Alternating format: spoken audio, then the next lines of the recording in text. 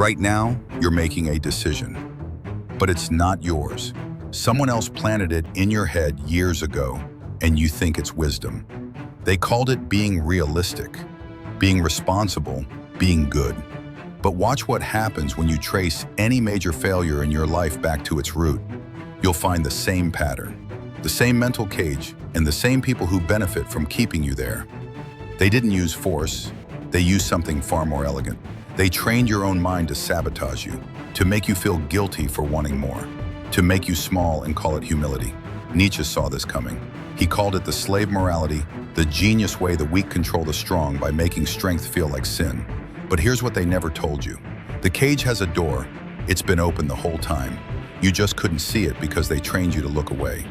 Today, I'm showing you 15 tactics that reveal how this mental trap works. More importantly, how to escape it. The first tactic exposes why your biggest strength feels like your biggest shame. They took your natural gifts and made them feel wrong. Were you confident as a child? They called it arrogance. Were you curious? They called it nosy. Were you sensitive? They called it weakness.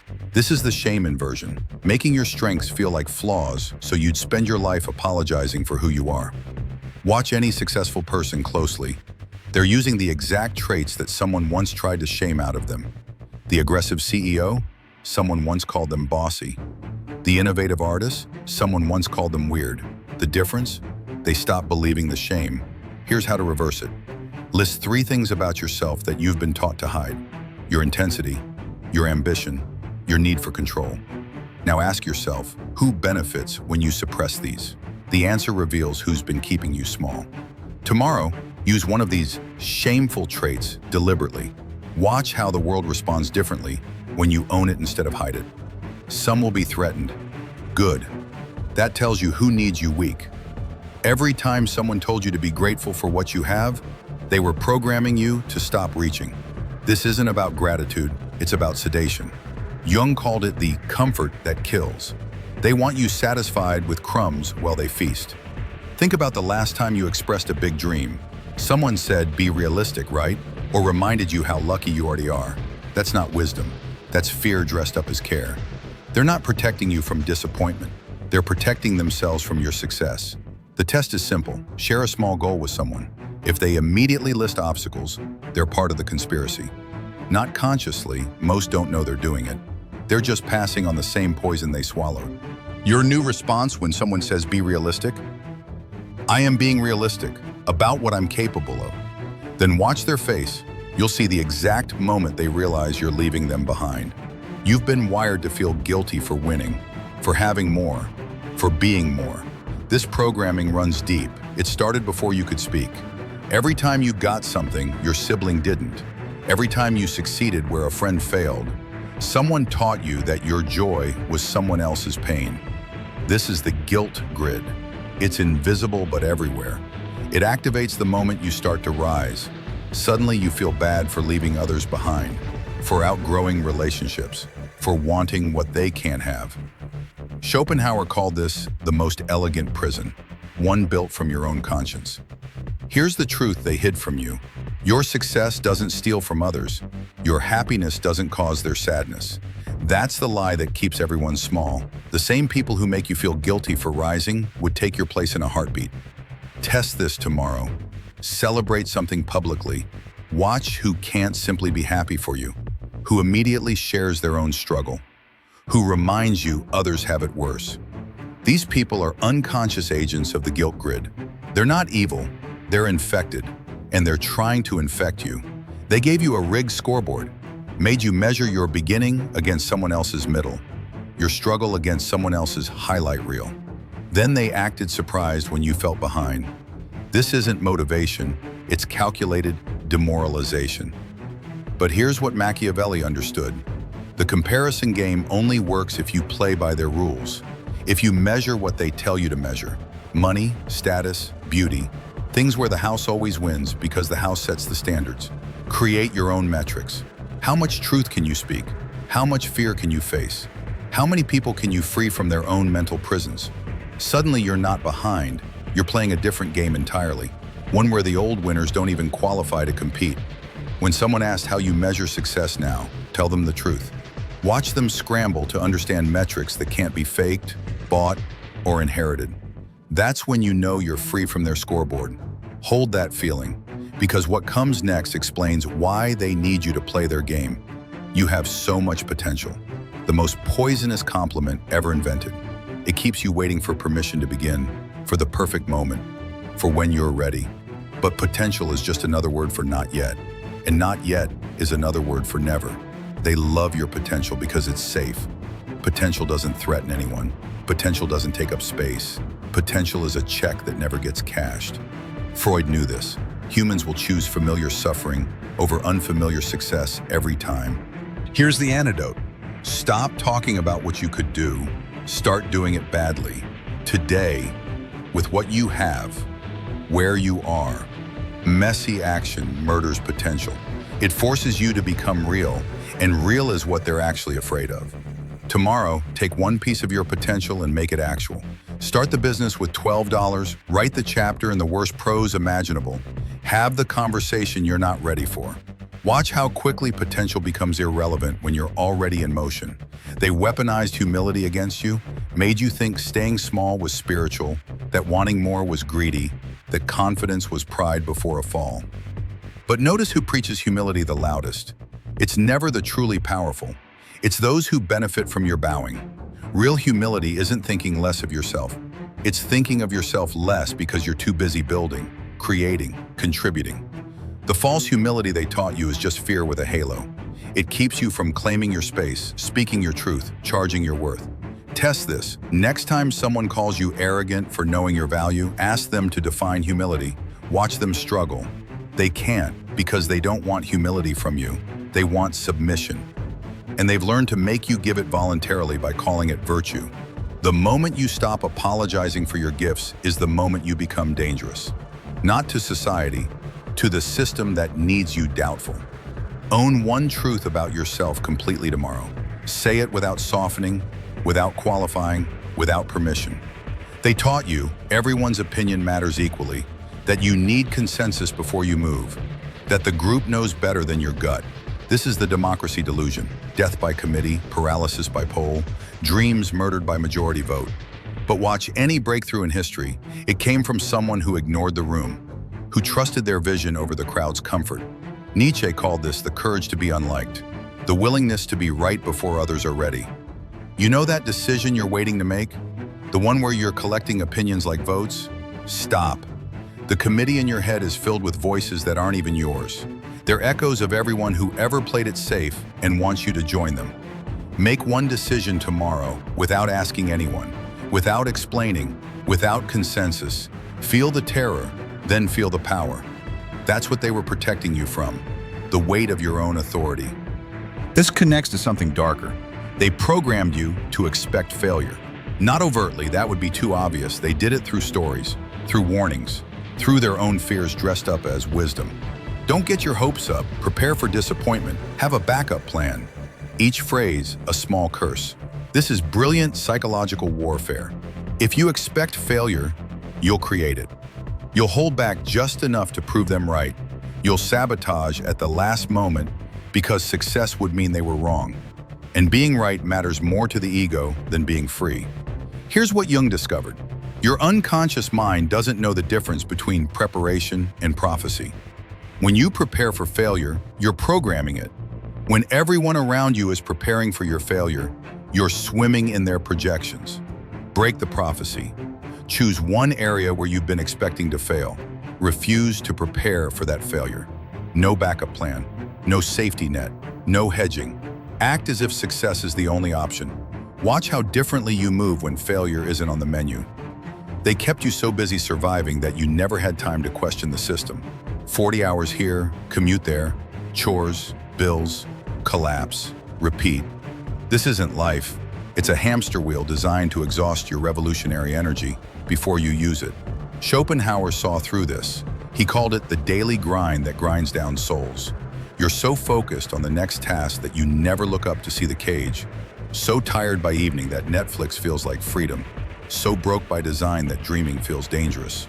But busy is a choice disguised as a circumstance. Every yes is a no to something else. Every urgent task that isn't yours is theft of time you'll never get back. They convince you that busy equals important, that exhaustion equals productivity, that suffering equals significance. Tomorrow, disappoint someone by saying no. Not to be cruel, to be clear. Your time is your only real currency, and you've been spending it on everyone else's priorities. Take 1 hour, guard it like gold. Use it to think, to plan, to remember who you were before they scheduled your soul away. You were trained to need their approval like oxygen. Every decision filtered through what they might think. Every achievement only real if they acknowledged it. Every failure magnified by their imagined judgment. You became a validation vampire, dying without their praise. But here's the dark truth. The people whose approval you're killing yourself for, they're not even paying attention. They're too busy seeking approval from someone else. It's vampires all the way up, each feeding on someone else's opinion of them. Machiavelli knew that needing to be liked is the greatest weakness. It makes you predictable, controllable, sellable. The moment someone discovers what approval you crave, they own you. They'll ration it like a drug dealer, keeping you dependent and desperate. Do something tomorrow that you know they won't approve of. Something that serves your truth over their comfort. Feel the withdrawal symptoms, the anxiety, the urge to explain. Don't. Let them wonder, let them judge. Let them reveal how much your obedience meant to them. This is where it gets uncomfortable. They made you feel guilty for winning, for having what others don't, for being what others aren't. This is success shame, the final trap that catches those who escape the others. You broke free, but you feel bad about it. So you sabotage, shrink, apologize for your light. Watch successful people who stay successful. They've made peace with inequality, not because they're cruel, but because they understand that dimming their light doesn't brighten anyone else's.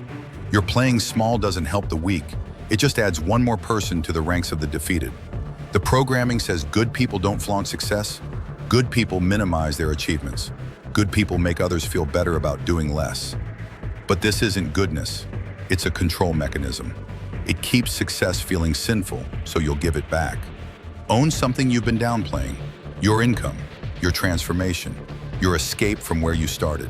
Say it without apology, without caveat, without the reflexive, I was lucky, that you've been trained to add. Watch who can celebrate with you and who needs you to shrink. Now you know who to keep close. They turn loyalty into a chain, made you feel obligated to people who wouldn't cross the street for you, to jobs that would replace you tomorrow, to versions of yourself that you've outgrown. They called it loyalty. It was just fear of change with a noble name.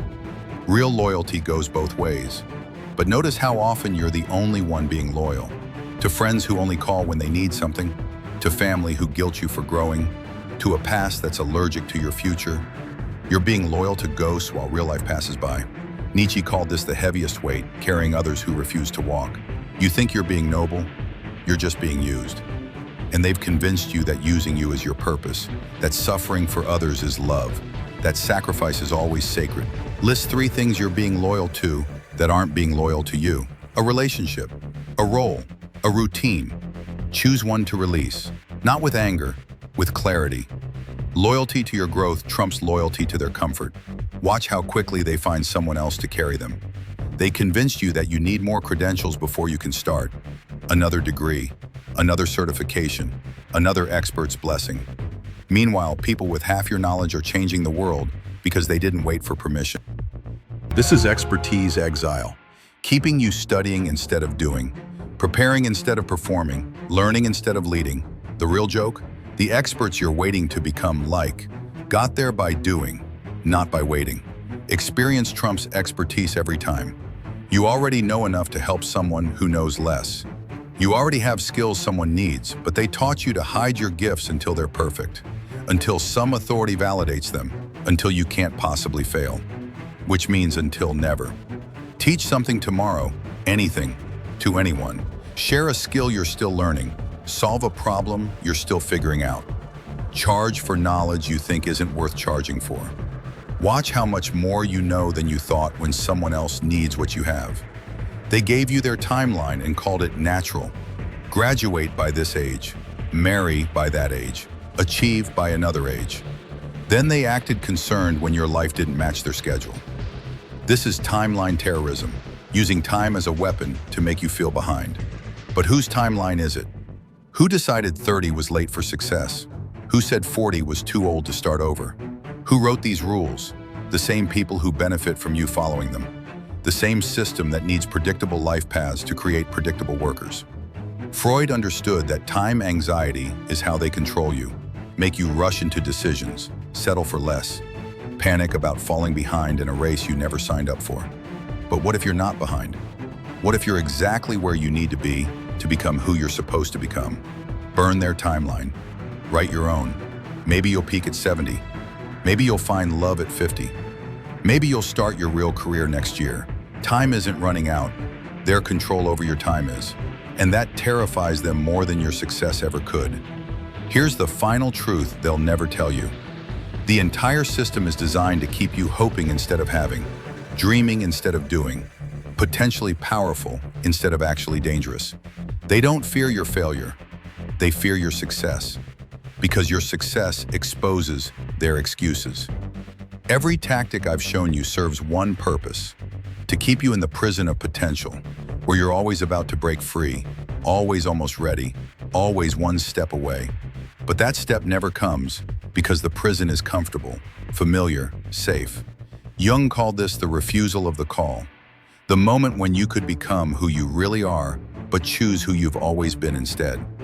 Not because you can't change, but because change would prove you could have done it all along. And that truth is almost too painful to bear. But here's what happens when you finally step out. You realize the prison was never locked. The guards were never real. The walls were made of other people's fears. And everyone still inside is waiting for someone to show them it's possible. That someone is you. The question is, when? Now you see the game, every interaction, every expectation, every piece of advice that felt off. It was all part of the same system, the one that needs you small, scared, and seeking approval. But something changed in the last 30 minutes. You can see the strings now, and once you see them, you can cut them. Tomorrow, someone will try to put you back in the cage. They'll use guilt or fear or the promise of safety. You'll recognize it now. You'll see the tactic, feel the pull, and for the first time, you'll have a choice. Choose carefully, because power, real power, isn't something you take. It's something you stop giving away. The game was always rigged, but now you know the rules. What happens next depends on one question. Will you keep playing their game, or will you finally start your own? Next time, Jung reveals why you're addicted to your own cage, and why leaving it might be the hardest thing you ever do. Watch who tries to talk you out of what you learned today. They're showing you exactly who benefits from your cage. Remember their faces. You'll need to know who to leave behind.